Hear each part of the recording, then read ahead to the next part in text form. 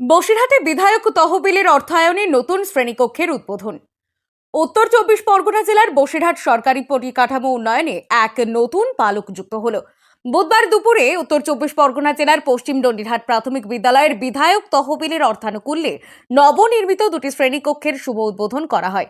শ্রেণীকক্ষ দুটির আনুষ্ঠানিক উদ্বোধন করেন বসিরহাট দক্ষিণ কেন্দ্রের বিধায়ক ডক্টর সপ্তর্ষি বন্দ্যোপাধ্যায়।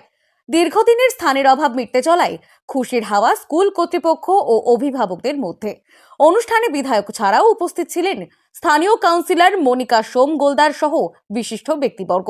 বিধায়ক জানান, এলাকার শিক্ষার মান উন্নয়নে পরিকাঠামোগত এই ধরনের উন্নয়নমূলক কাজ আগামীতেও অব্যাহত থাকবে।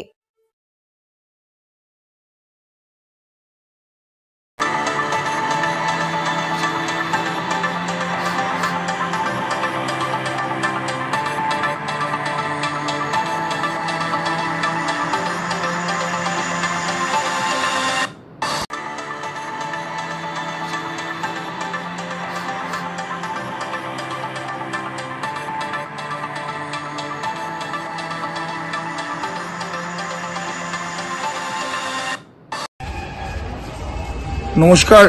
আজকে বিধায়ক তহবিলের অর্থে মাননীয় মুখ্যমন্ত্রীর অনুপ্রেরণায় ডন্ডিরহাট প্রাইমারি স্কুলের দুটি শ্রেণীকক্ষ নির্মাণ করা হলো এবং নির্মাণ কক্ষের উদ্বোধনে উপস্থিত ছিলেন আমাদের কাউন্সিলর এবং ভাইস চেয়ারম্যান।